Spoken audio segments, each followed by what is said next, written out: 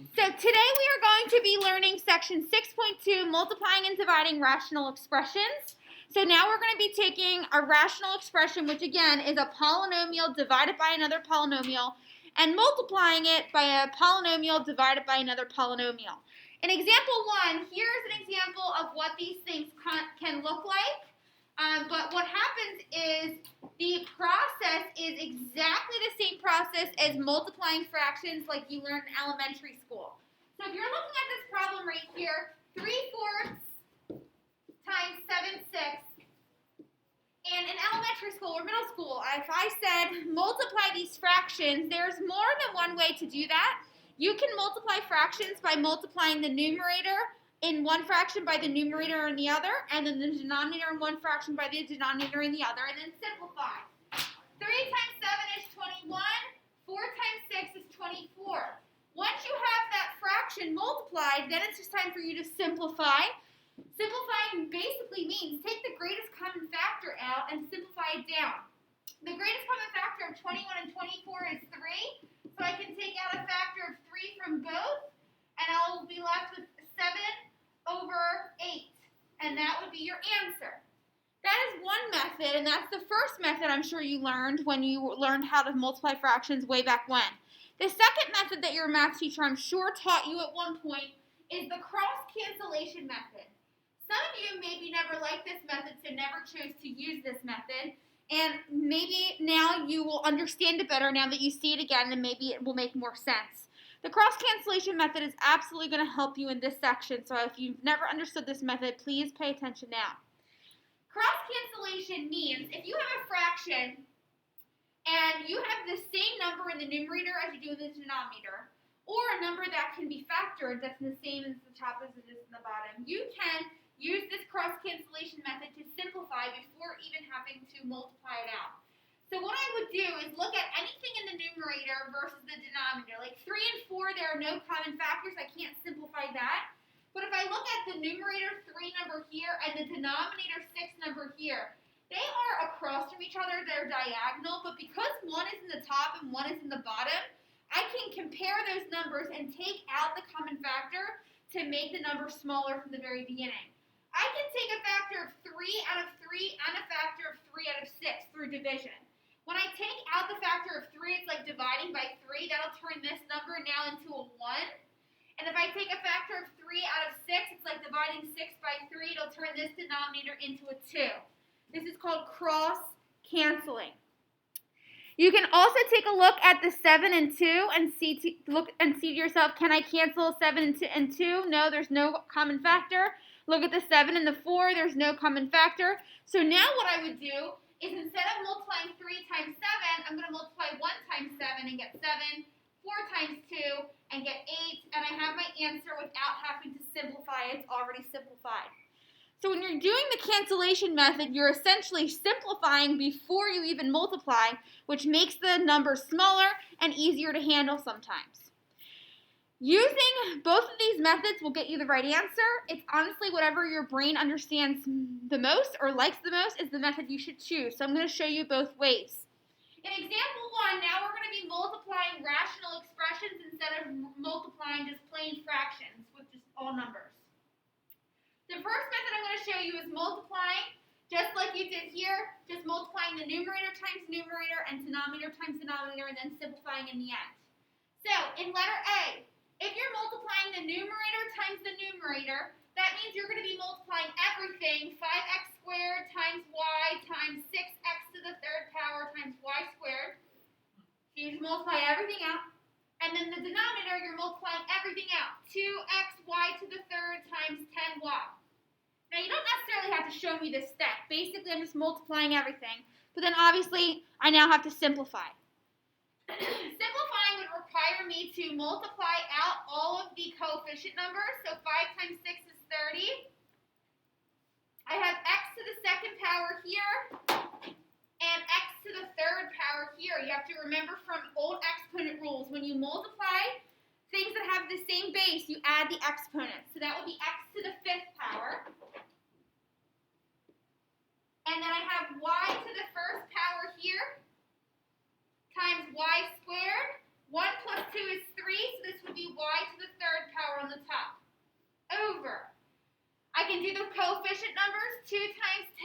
20. And then looking at the x's, there are no other x's, so it'll just be an x at the bottom. And then this is y to the third times y to the first. That would be y to the fourth power. So what I did is I just multiplied everything, multiplied coefficient numbers, multiplied the same bases, adding the exponents, and I'm left with this. This is not simplified, however. I need to simplify this by first looking at the coefficient numbers and taking out those common factors. 30 over 20 can simplify to be 3 over 2 by taking out the factor of 10 from both. Looking at the x's, if you remember the way that this works, when you have x to the fifth power on the top, that's like 5 x's multiplied by each other. X on the bottom is just 1. And with fractions, one pair will cancel out in the top as is in the bottom, and you're left with 4 here at the top. So you'll have x to the fourth power at the top. If you use the quotient rule says you subtract. 5 minus 1 is 4, so you'd be left with x to the fourth power at the top. Looking at the y's, you have 3 at the top and 4 at the bottom. So 3 y's at the top will cancel out with the 3 at the bottom, but you'll still have 1 more left on the bottom. So it'll just be y to the first power down here. To use the quotient rule to get that, you would do 3 minus 4, and you would get y to the negative first power, which means that the y to the positive first power would be in the denominator of the fraction. So that's what it would simplify down to be, 3x to the fourth power over 2y. I know that's fully simplified because the number 3 over 2 is a simplified fraction. X to the fourth, there's only one x value. There's only one y. There's not multiple x's and multiple y's in the problem, so this is fully simplified. That is the process that you just multiply the numerators, multiply the denominators, and simplify in the end. Let me show you the cross cancellation method if you choose to do it this way. You'll get the same answer in the end, but the process looks a little different. So I'm going to rewrite this a little bit bigger. 5x squared y over 2xy to the third power times 6x to the third power y squared over 10y. The cancellation method means before you even multiply, cancel anything out that you can cancel out. So if you wanted to cancel out some of the numbers, you can totally do that. You can cancel out factors of 5 here with a factor of 5 down here with this 10. If you take 5 and divide it by 5, it's going to turn into a 1. If you take 10 divided by 5, it's going to turn into a 2. I can also look at the 6 and the 2 over here. I can take a factor of 2 out of both of these. 2 divided by 2 is 1. 6 divided by 2 is 3. So I can see here I already simplified it down to be 3 over 2 because all the coefficients now would just be 1 times 3 on the top and 1 times 2 on the bottom. Looking at the x values, you can simplify this x squared with this x here. This x will completely cancel out. And since there's 2 on the top, this 2 will go away, and you'll be left with just 1x at the top here. Looking at these y's, this 1y will cancel out, and this y to the third power will go down to y squared. And then this y squared will actually completely cancel with that y squared over there. And I see, it's kind of confusing when you do this because you can see a lot of things canceling out, and sometimes it gets hard to see what's left. But what's left is 1 times x times 3 times x to the third power. So that will be 1 times 3 is 3, x to the first power times x to the third power is x to the fourth power. And then on the bottom, what's left is 1, and then times 2, and then times y. 1 times 2 times y would be 2y. Is that what we got the first time? Sometimes I got a little confused with the cross cancellation, but that should be the same exact thing. So it's up to you, whatever method you like, that's the method you should choose to do. For these problems, I honestly do think that just multiplying and simplifying in the end is a little bit easier because there's a lot of canceling things out that gets confusing. But the next type of problems that we do, I think that cross-canceling is definitely easier. So for letter B, I'm just going to show you how to multiply straight across. So multiplying straight across means multiply 6 times 10 and get 60, x squared times x to the third and get x to the fifth, y to the third times y to the fourth and get y to the seventh power, over 2 times 18 to be 36, x squared times, there's no other x, so it's just x squared, and then y squared times y squared is y to the fourth. Once you multiply that all out, then it's just time to simplify. Simplifying means make sure that the fraction numbers, the coefficient numbers, are simplified fully. 60 and 36 can both be divided by 12.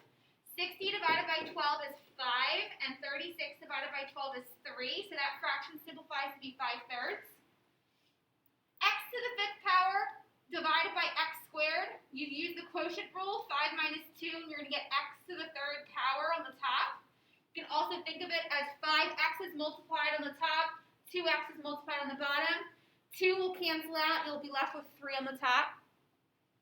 Same thing with the y's. There's 7 on the top, 4 on the bottom, so 4 pairs will cancel. You'll be left with y to the 3rd power at the top, since 7 minus 4 is also 3.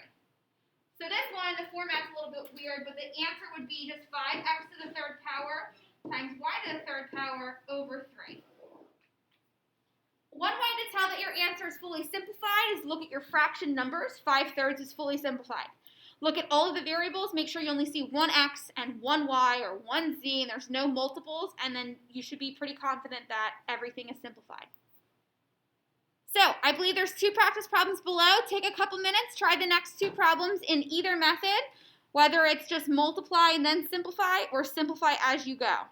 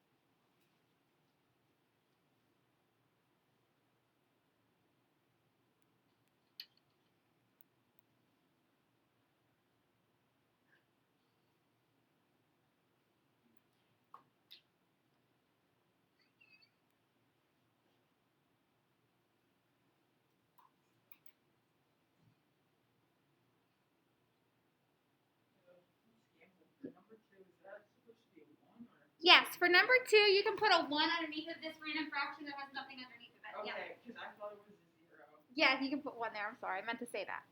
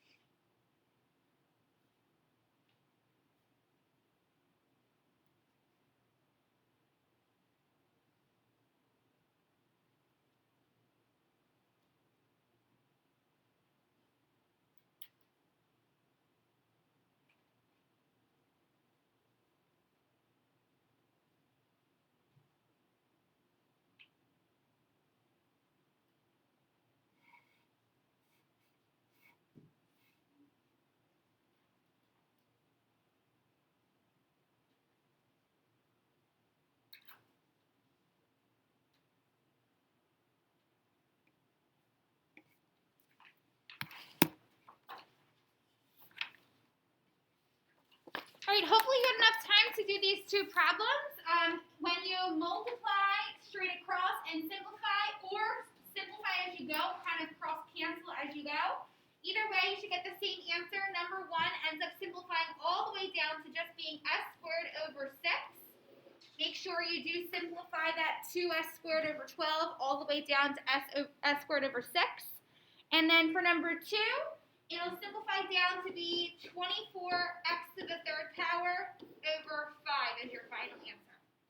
So these examples were when you're multiplying monomials times another monomial, means like there's no plus signs in these, there's no minus signs, there's nothing like that. The next page, however, though, we're going to be seeing more difficult problems where you will be seeing that. So in example 2, we're going to be doing A and B together. We are now multiplying rational expressions, which means we're multiplying a polynomial times another polynomial, and it looks like it's really scary and looks like we have a ton of work to do. I promise you it's really not that bad. So in letter A, we're multiplying that crazy rational function by the next one.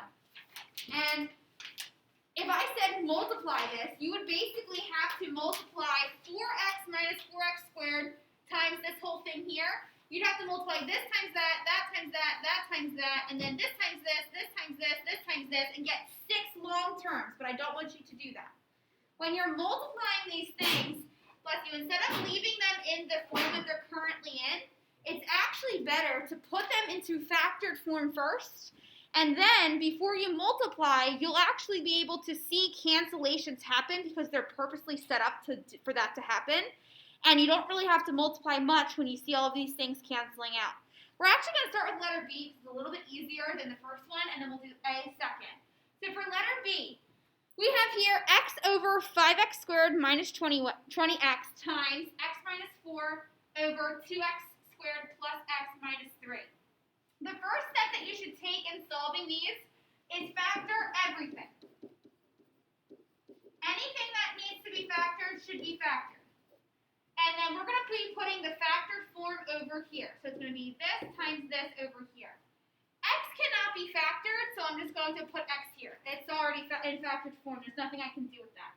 Same with the x minus 4. There's nothing I can do with that, so those can stay. But we are going to have to factor the denominators for both. So we're going to factor x squared minus 20x. And we're going to have to factor 2x squared plus x minus 3. So 5x squared minus 20x, I realize it does not have 3 terms. It's not a trinomial. So the first thing I'm going to think about doing is taking out the greatest common factor. So I look at 5x squared and 20x. I can take a 5 from both and an x from both. When I do that, I'm left with x minus 4 inside. So that's the factored form of the denominator. That's fully factored. There's nothing else I can do with that. So I'm going to put the factored form underneath of the x over here as 5x times x minus 4. Everyone with me? Okay, next thing I need to do is factor the denominator of the other one. 2x squared plus x minus 3. Unfortunately, this one's going to require the long factoring process because this leading coefficient is a 2 and not a 1. So we have to multiply the a number times the c number. That's 2 times negative 3. That's equal to negative 6. So we need the factors of negative 6 that add to be the middle number, which is 1. In order to pick the correct factors, one of them has to be negative, one has to be positive. So if we just look, negative 1 times 6 is negative 6, but negative 1 plus 6 is 5. It's not going to be this pair. It's going to have to be this pair. You have to make sure you put the negative with the correct number. The negative would have to be with the 2 because negative 2 plus 3 gives me a positive 1. Now, unfortunately, this does not mean that the answer is going to be x minus 2 times x plus 3. That only works if this number here is 1. Since this number is not a 1, what you have to do next is split up the middle term into the 2 things you just found, which was negative 2 and 3. Add the x's to them, and it takes the 3 terms polynomial into 4 terms, 2x squared minus 2x plus 3x minus 3. So what you're really doing is finding the 2 middle terms that add to be this so that you can factor this by grouping. Factoring by grouping means draw a line down the center after the second term and factor both sides using the GCF. The GCF of 2x squared and 2x will be 2x. When I take a 2x out of 2x squared, I'll be left with x and then minus 1. On the right-hand side, 3x minus 3, you can just take a positive 3 out. You'll be left with x minus 1. When you factor this, you'll be able to see that you have the same thing in both of the parentheses, which means you did not make a mistake. This factors into 2x plus 3 times x minus 1. So what I'm going to do is now write that factored form in the denominator over here instead of leaving it in standard form. When I have everything in factored form like I do now, what I can do is actually complete the cancellation step. You cannot cancel things out unless they're in factored form. So, looking at the factored form of things, I can cancel out anything that's the same in the top as it is in the bottom. So, I quickly see an x minus 4 here and an x minus 4 here. Those can cancel out. They go away. This one's not as clear, but this x at the top here can cancel out with this x in the bottom because this is a 5 times x. So, this x can go away and this x can go away. And that's it. There's no other 2x plus 3 on the top. There's no x minus 1 on the top. So that would be it.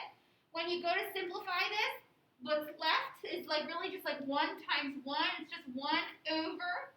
In the denominator, we'll have a 5 times 2x plus 3 times x minus 1. That would be the final answer. 1 over 2x plus 3 times x minus 1. So the steps we took, step 1, we factored everything, and then step 2 was cancel out whatever you can.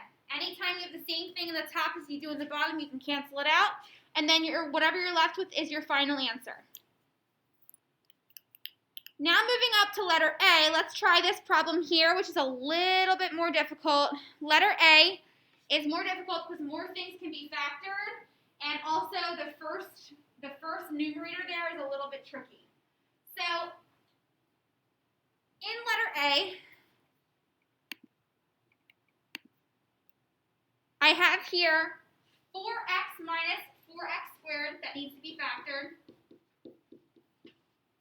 I have x squared plus 2x minus 3 that needs to be factored. And I have x squared plus x minus 6 that needs to be factored as well. So we will have to factor 4 things. The denominator of 4x can't be factored, so that will just stay as 4x. So I'm going to be putting 3 new things in the 3 other spots of this fraction. And I have to factor them first. The first thing you need to do when you're factoring anything is make sure it's in standard form, and the first thing that's given is not in standard form. 4x minus 4x squared is not in standard form. Standard form has the largest x put in first, and then the smallest second. So we actually have to flip the order here. This will be negative 4x squared plus 4x. Make sure you realize that that's a negative 4x squared because that minus sign is attached to it. The next thing that's annoying about this is you can never factor with a negative being the first number. So because that's a negative 4, I want to actually take that out and make it a positive 4 by factoring out a negative 1. And then I'll be left with 4x squared minus 4x when I do that. So what I did there, which is an annoying added step, making it even more difficult, is I have to take out the negative 1 so I can factor it. Okay, now I can factor 4x squared minus 4x. And when I do that, I will have to factor out a 4x from both things. And when I do take out the GCF, which is 4x, I'll be left with x minus 1.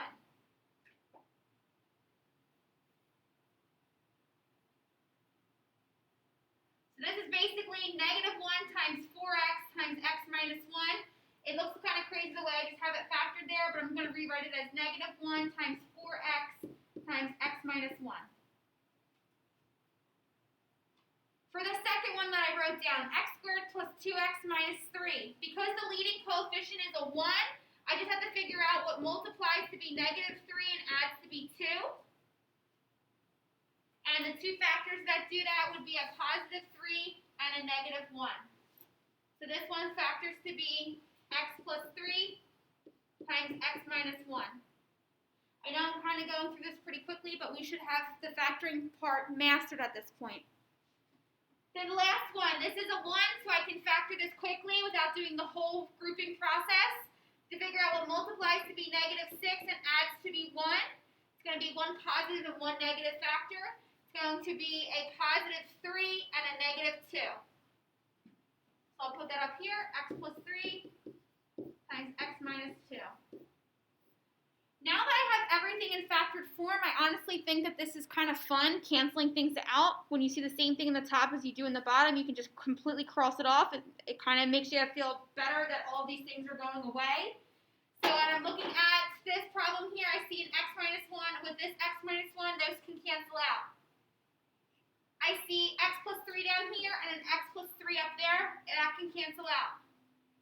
I can see a 4x here and a 4x here. That can cancel out. It's great. You're just crossing everything off that you spent all of this time doing.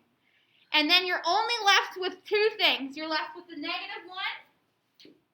and you're left with the x minus 2. That crazy thing here simplifies all the way down to just that. And you could leave the answer like that. There's nothing else you would have to do.